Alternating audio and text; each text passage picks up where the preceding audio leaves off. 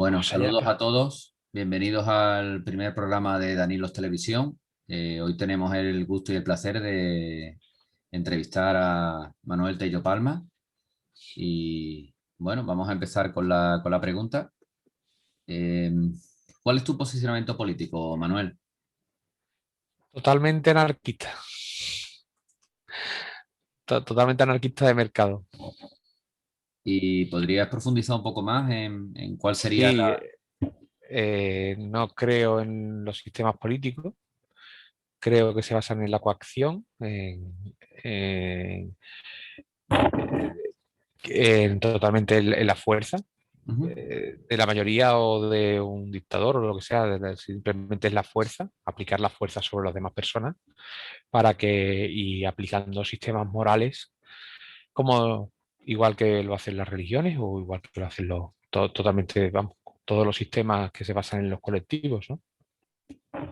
¿Y cómo llegaste a ese posicionamiento tan poco usual? ¿Qué te llevó a Bueno, ello? yo cuando yo recuerdo una historia de cuando era pequeño, cuando no una historia, no, un pensamiento que tuve cuando era pequeño, un día despertándome, yo creía que tendría 8 o 9 años, ¿no? Y siempre pensé, digo, hombre, que nadie tiene derecho a gobernar a otra persona. Y llegué, pensé que, claro, pero entonces, si no hay estados, ¿quién mantiene la propiedad? ¿Quién se dedica a que no te roben, a que no te asalten? Entonces, ahí lo dejé.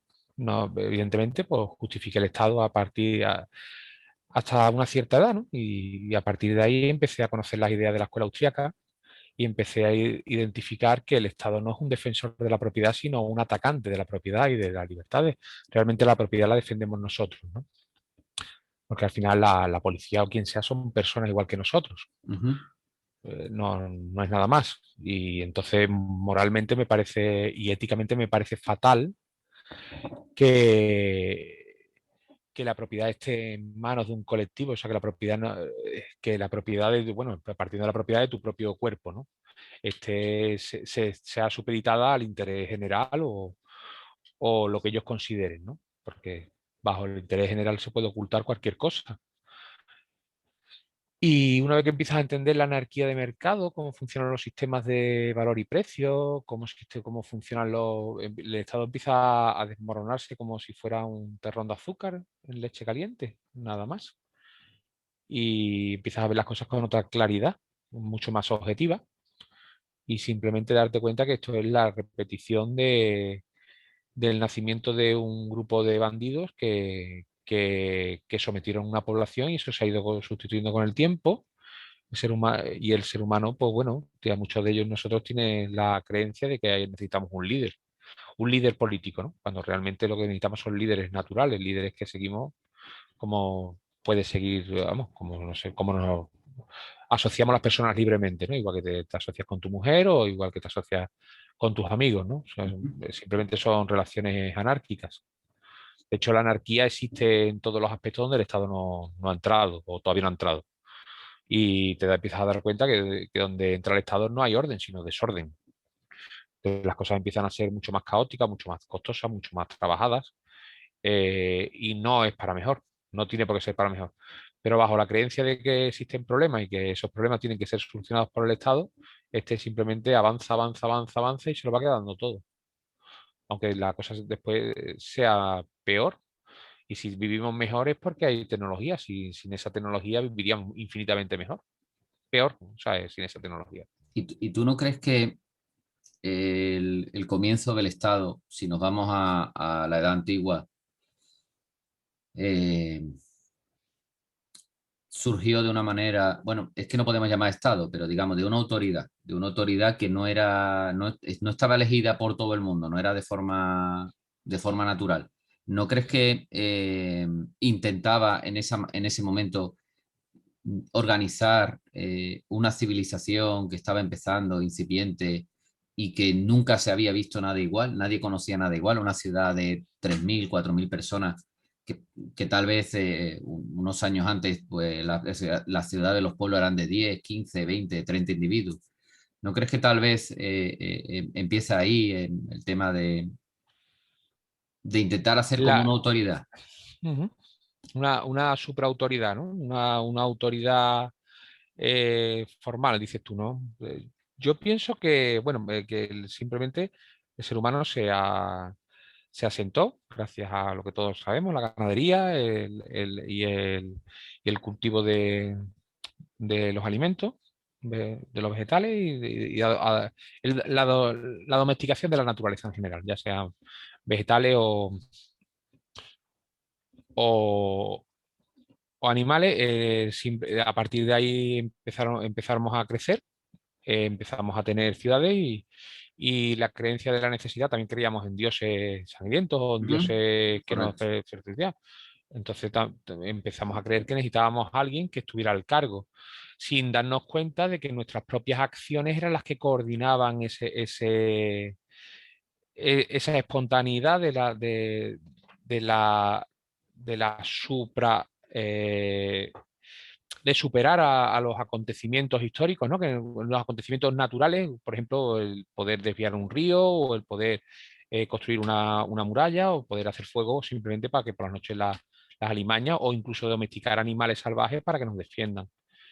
Eso lo hacemos de manera instintiva o evolutiva o por aprendizaje de unos a otros. Eh, la, cre- la- las soluciones no son iguales para todos, Ujú. se tienen que ir probando, los cultivos no son iguales para todos y simplemente a través de la fuerza se apoderó un grupo de personas de esa sociedad. No creo que fuera más allá de un jefe de tribu que no tendría mucha más autoridad que un patriarca en una comunidad gitana. Simplemente eso simplemente es una autoridad informal, alguien que soluciona los conflictos de entre partes. Normalmente la persona más vieja, con más experiencia, que ya tiene más o menos visto el mundo, ¿no? Para que los jóvenes no entren en conflicto, ¿no? Ya, si la persona mayor tiene hecha ya la vida, y no tiene, y por supuesto se tiene que elegir al que menos poder quiera, porque cuando nada más que se elija uno que quiera poder, simplemente va a intentar agrandarlo, ¿no? Claro, pero se puede elegir una persona con un poder limitado, ¿no? O sea, o varias personas con un poder limitado. Mire, tu poder llega hasta aquí y a partir de aquí ya no tienes ningún poder, Bueno, ¿no? eso tú eso lo dices, pero eso después no se lleva a cabo, o sea, porque una vez que el poder llega a una masa crítica, el poder se extiende hasta niveles que no insospechados como la Alemania nazi o la URSS de Stalin, ¿no? O sea, que O, o no sin límites. los triunviratos que siempre fueron, luego siempre Sí, quedaban dos contra uno y al final se terminaba quedándose uno, ¿no? Eso es sí. la historia O nos ha Venecia, enseñado. ¿no? Con la persona que tenían al cargo, que no lo dejaban salir ni reunirse con nadie. Pero hay que desconfiar del poder, ¿no? Hay que desconfiar del poder. Yo simplemente pienso que el poder, mientras menos mejor, que el poder ecoactivo, ¿no? El poder de político, mientras menos mejor.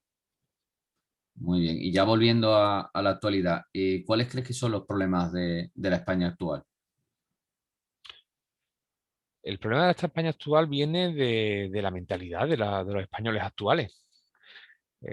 Se nos ha adoctrinado en el siglo XX las ideas socialistas, ya tras 40 años de Franco y 40 años de democracia, principalmente el Partido Socialista y después el Partido Popular. Y actualmente a partir de Zapatero hemos caído todavía más en la vorágine de planificar la vida de las personas. Eso va corrompiendo a las personas, dándoles valores totalmente contrarios a la libertad y a la individualidad, o sea, creyendo que el Estado es el que debe solucionar todos tus problemas, el que debe darte de comer, el que debe de darte la vivienda, el que debe darte el trabajo, el que debe encargarse de ti, ¿no? Y entonces, si el Estado no te llega es porque el Estado es muy pequeño, ¿no? Hay que agrandarlo más pero bueno, esto al final, como estamos viendo, esto es una lucha o empezamos a recuperar ese poder y llevárnoslo de nuevo a la individualidad o esto termina mal, simplemente.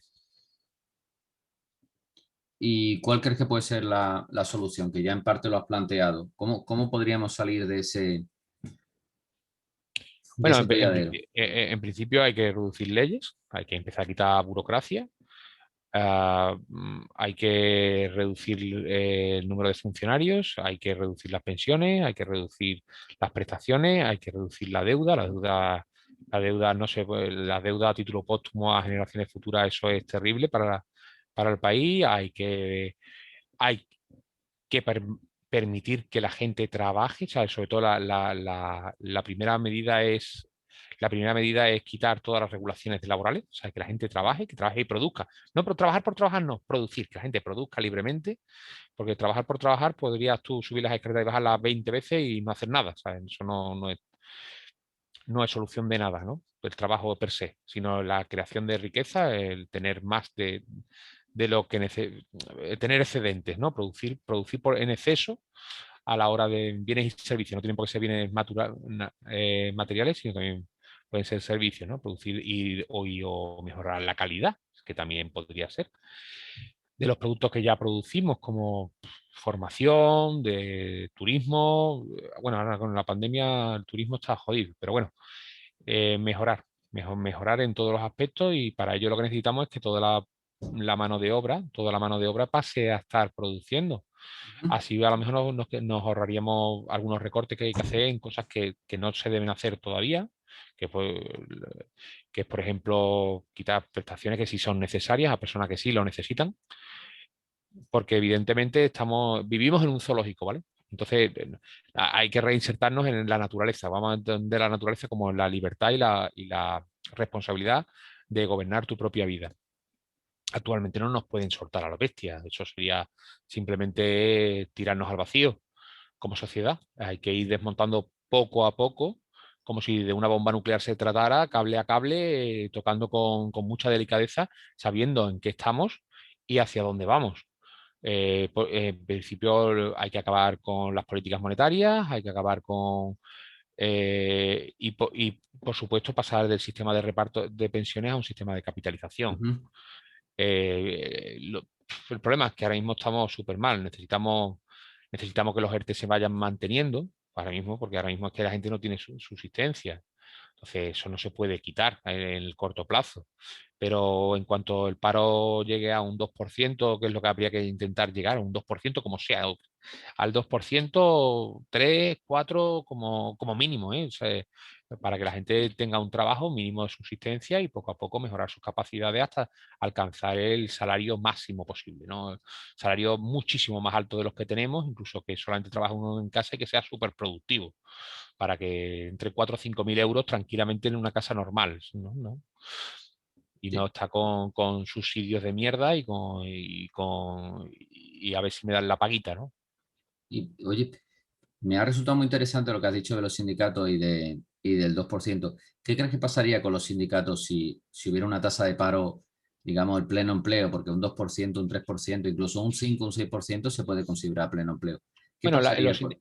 los sindicatos en España son parte del problema, ¿no? Los sindicatos verticales que tenemos, los sindicatos anexados al Estado, son parte del Estado, te está sindicalizado aunque no lo sepas, ¿sabes? Le está financiando a través de los impuestos. Esos sindicatos tienen que desaparecer. Los sindicatos se tiene que sindicalizar el que quiera, como quiera y cuando quiera, ¿no? No por decreto.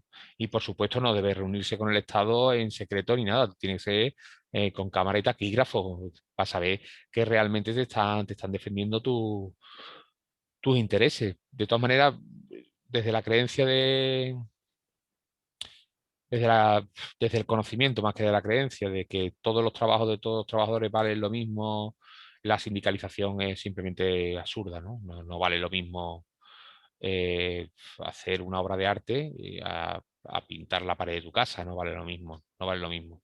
Entonces, no puede sindicalizar a los trabajadores, es un gran error, a ver si la gente se va dando cuenta. Pero primero quitarlos del gobierno, ¿sabes? Que no sean parte del gobierno.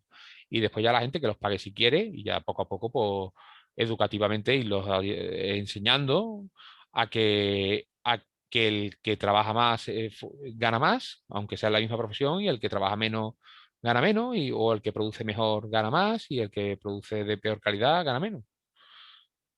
Entendido. Oye, y Manuel, este tipo de recetas ¿qué posibilidades crees que se puedan aplicar aquí en España, este tipo de recetas? ¿O qué recetas nos pueden venir importadas en la delicada situación que vamos a vivir a partir de Uf. mediados de este año y el año que viene? Mm, Porque tal vez nos puedan obligar a alguna las recetas receta. van a venir obligadas, no van a venir por voluntad. Ahora mismo, como le ha pasado a los países que han sido intervenidos, las recetas no es que yo lo diga uno, lo diga el otro, no, no, no, van a venir porque estamos totalmente enganchados a la compra de deuda del Banco Central. Ahora con el tema de la COVID no la están perdonando, ¿sabes? No están mirando mucho esos números, ¿sabes? Pero hay muchos países que ya no aceptan que España seamos ineficientes, o sea, y derrochones y permitamos que se sigan robando esos fondos que se nos están dando. O sea, lo que es una mala gestión de muchísimos recursos que podría otro país decir, no, pues esto me lo gasto yo, ¿sabes? Para dártelo a ti que lo vas a mal usar, me lo gasto yo que lo voy a usar bien, ¿sabes? O lo voy a usar mejor que tú aún. No va a venir, no va a venir por ahí. De todas maneras, no lo sé. La humanidad nunca cambia por voluntad propia, sino que tanto las personas como la humanidad en general cambiamos por crisis o por acontecimientos fatídicos que nos obligan a cambiar la actitud y la actitud y el pensamiento nos hacen cambiar nuestra forma de actuar. Entonces tenemos que actuar de manera diferente y actuando de manera diferente, de manera individual, crearemos una sociedad diferente. Muy bien, Manuel. Bueno, pues muchas gracias por haber participado en el primer programa Gracias de a ti, nuestra Daniel. edición. Espero tenerte aquí pronto y Muchas bueno, gracias. vamos a ver qué acontecimiento nos depara el futuro y estaremos atentos para poder comentarlo. Muchas gracias, Manuel. Buenas noches. Muchas gracias a todos. Hasta luego.